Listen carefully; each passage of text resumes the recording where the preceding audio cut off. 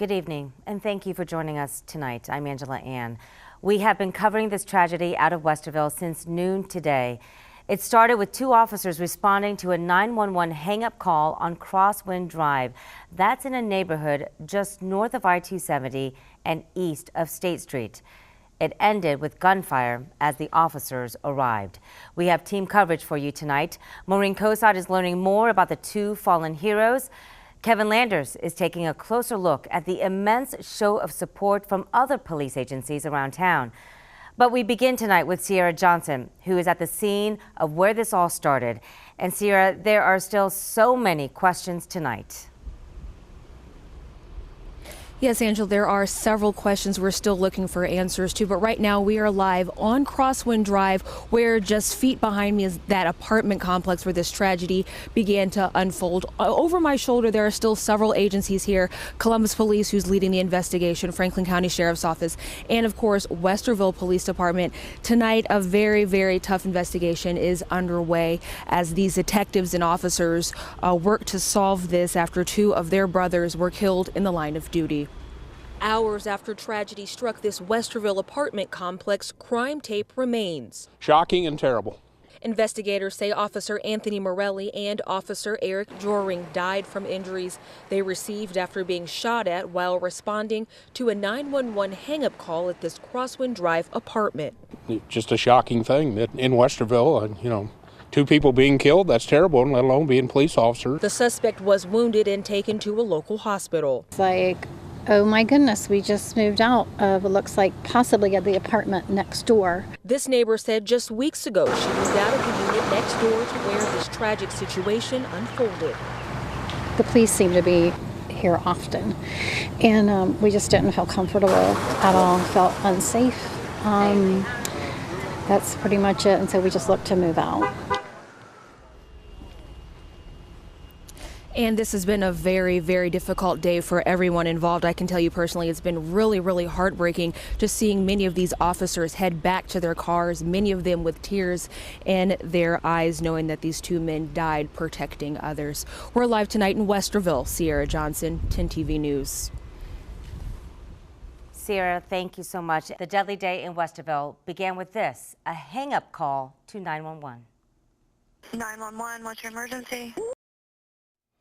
Now, that silent call for help led officers Anthony Morelli and Eric Joring to a situation they never saw coming. Tonight, we have team coverage on 10 TV. Maureen Kosad will explain the great loss Westerville is experiencing with the death of these two veteran police officers. And Kevin Landers shows us the outpouring of support from police agencies across Central Ohio. But we begin tonight with 10 TV's Cierra Johnson, who is outside the apartment on Crosswind Drive where this all began. It is a neighborhood just east of State Street and north of I-270. Cierra, what is the latest in this shooting investigation? Yes, Jerry and Angela, tonight we've learned that Westerville police are no stranger to this Crosswind Drive apartment complex here in Westerville. Now, Westerville police records reveal they've responded to calls at the home of suspect Quentin Smith on more than one occasion. And as recent as January 17th, officers responded to a domestic violence call. But tonight, it was the response to that 911 hang-up call that would prove fatal for two of Westerville's finest.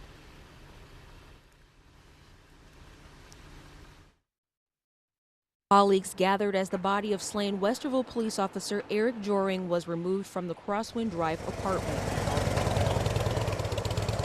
It was a procession of red and blue lights as far as the eye could see.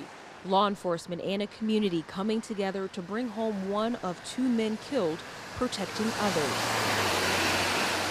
Just a shocking thing that in Westerville, two people being killed, that's terrible, and let alone being police officers. Investigators say Officer Anthony Morelli and Officer Eric Joring died from injuries they received after being shot at while responding to a 911 hang-up call at this Crosswind Drive apartment. I was like, oh my goodness, we just moved out of, it looks like possibly at the apartment next door. Tonight, a community searches for answers as it comes together to say goodbye to two heroes killed in the line of duty. And tonight, just a handful of officers remain here at the apartment where that tragic situation played out. I can tell you it's been a very emotional day for both the officers and the families. They were visibly distraught during the whole ordeal, and we will continue to bring you more information. Tonight, we're live in Westerville. Cierra Johnson, 10 TV News. A memorial established to honor 2 officers killed in the line of duty continues to grow here in uptown Westerville. And just a few miles down the road, a prayer service was held for folks in this community to gain a piece of closure following an unthinkable tragedy. 2 true, genuine heroes who understood what it means to serve those they love. In the hours following a tragedy. And Lord, we ask that as a community, you guide us to be with this family. A community is working to find comfort. It was standing room only as neighbors and first responders from around the area gathered to hear stories about Officer Eric Joring and Officer Anthony Morelli, stories of bravery and selflessness. They were all about breaking down barriers and building bridges. There were also prayers for the families of both men, families now learning to live a new normal. Surround them with love that they might find their assurance in your presence. As well as prayers for this community, a community forever changed by what unfolded one chilly Saturday, a community that so far has showed the strength of a big city, but the compassion of a small town. And members of this community were also given the opportunity to write personal notes to both the families impacted by this tragedy and the first responders who will continue to protect this community as a reminder that they are in fact loved. In uptown Westerville, Cierra Johnson, 10 TV News. Over the perfect cup of coffee, conversation brewed. Talk of the infamous Hilliard roundabout, grandchildren, and the upcoming senior lunch. But one topic seemed almost unavoidable. What Westerville's going through, my heart breaks for them. On just about any day of the week, you can find Judy at the Hilliard Senior Center. And today, the center's quarterly Coffee with the Cop seemed to take on a new meaning. Today was less about sharing concerns about the city and more about thanking those who protect it. I even wore my blue. I have my blue light on 24/7. Just days after tragedy struck Westerville, leaving 2 officers dead and a community to mourn. A community on the other side of the Outer Belt was there to listen to these officers as they expressed all too familiar emotions. To be honest, I've had a lot of crying moments this week myself, and as we kind of relive some of the things that we've been through. One of Hilliard's finest, Officer Sean Johnson, was killed during motorcycle training in 2016. So this department knows firsthand the road Westerville will now travel. Because of what we experienced, I have pledged our support to help Westerville in this time. These officers are picking up some of the work, patrolling the streets of Westerville and helping that department with plans. They're brave, they do their jobs well, and they deserve the respect that they get from the communities. In Hilliard, Cierra Johnson, 10 TV News. Some bags so you can get some produce. For more than a year and a half, David Garvin has helped folks from all walks of life shop for fresh food and produce at this pantry on the city's west side. Just gratifying that you're actually helping someone. David knows what these clients are going through. Some are young moms, others working adults who have fallen on hard times. That's 5 pounds you can have. A back injury prevented David from working, so he turned to this pantry. Sometimes you just need that extra boost to help you. David is one of nearly 82,000 people who visit one of 5 pantries scattered throughout central and southeast Ohio each year. But changes are coming to these bustling Lutheran Social Services pantries. And the North Wilson Road location here on the city's west side is the first location to see these empty shelves. But these empty shelves are good news. That's because this produce is heading from this brick and mortar to an online portal where clients using their identification number can shop for fruits, vegetables, dairy, and other personal care items. Those items are then boxed up and distributed to one of 7 participating recreation centers. They'll be able to come and get their order box together and then also walk through with volunteers to get fresh produce. In all, 5 traditional storefront pantries will close their doors and transition to an online and mobile delivery model. Hamilton with Lutheran Social Services says the money the organization will save by eliminating overhead like rent and utilities will be reallocated to offer aid to more clients. Sad that people do need the extra help, but it's a good thing that there's facilities like this around. In Columbus, Cierra Johnson, 10 TV News. He really gave support and cared about the students in the school, and I feel like the students are finally giving back in some way. As dusk fell in Gahanna's Friendship Park, many of these teens fought to hold back tears. Others turned to one another for support. He was just a great guy, very personable. All the kids loved him. On Thursday, the Gahanna Jefferson School District notified students and staff of the death of 28-year-old Andrew Hoying. Hoying taught business classes at Gahanna Lincoln High School. Columbus Division of Police ruled Hoying's death a suicide. We were very shocked and very saddened. My daughter and my son both had him as a teacher. Tonight, many parents like Anita Bosa are now working to comfort their child in a great time of grief, in addition to tackling the tough and complex topic of suicide. It's been really tough, but it's a subject you have to deal with at this age. I mean, it's very, it's a very real problem. Administrators with the district say guidance counselors and mental health counselors will be available to both students and faculty for the next week. But tonight, at a vigil organized by grieving students, more than 100 stood shoulder to shoulder with candles. It was a chance to remember Mr. Hoying as he was, a young teacher with a friendly smile and a big impact on this group of teens. He kind of had a connection to every student he taught, even who he didn't have. So I think today was very important, for kids to get a little bit of healing and stuff, to come out and pay tribute to their teacher that they loved. In Gahanna, Cierra Johnson, 10 TV News. For decades, thousands of rape test kits sat on shelves in Ohio warehouses, untouched. But tonight, a victory for sexual assault survivors. That backlog of rape test kits is clear now. 10 TV's Sierra Johnson explains how the processed kits could help solve crimes in the future.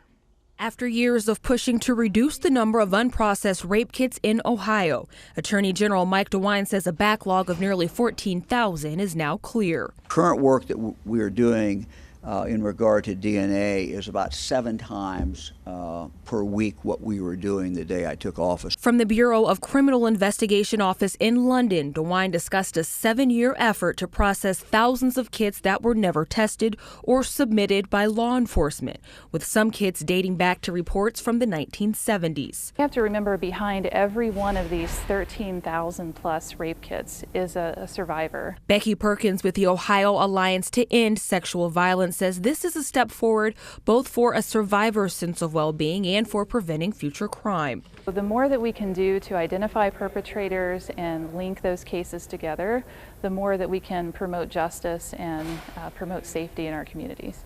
DeWine says the kits allowed investigators to put more than 8,000 DNA profiles into a database. More than 5,000 of those profiles produced a positive match to offender DNA or DNA collected from the scenes of other crimes. DNA that has helped lead investigators to perpetrators like this man, 43-year-old John Iden of Newark. This registered sex offender was indicted on 2 counts of kidnapping and 1 count each of rape, attempted murder, and felonious assault in connection with a 1998 sexual assault.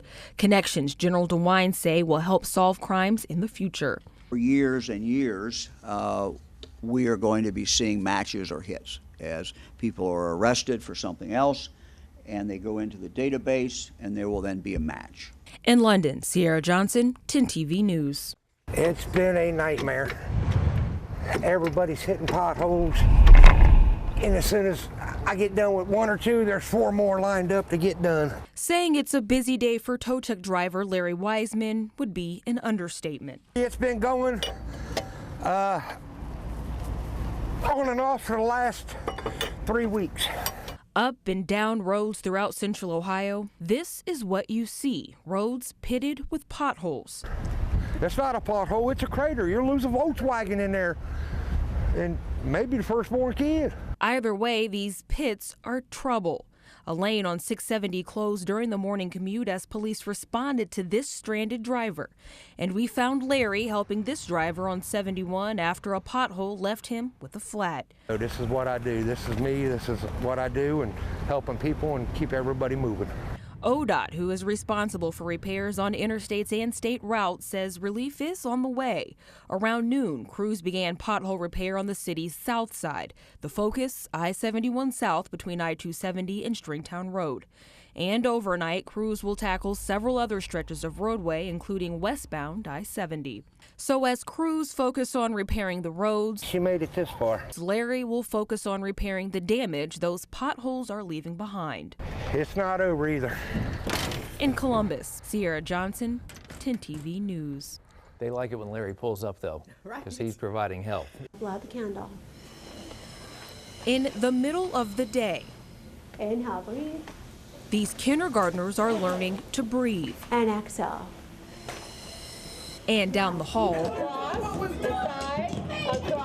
a construction bucket, exercise ball, and a couple of drumsticks are allowing a group of fifth graders to decompress. Fun, and you're also learning. In Newark, for just one day, students are trading textbooks and calculators for activities that offer stress relief. It allows them to be more focused in school. It gives them an avenue to kind of tame their energy or handle emotions. Educators in the Newark City School District are confident learning to relieve stress and problem solve will serve teachers, students, and their families, making an impact both in and out of the classroom. A lot of our students are dealing with a lot of stress in their life, and so, you know, that's as important to us as a district to teach students how to deal with that as it is to teach them how to add and subtract and write a proper sentence.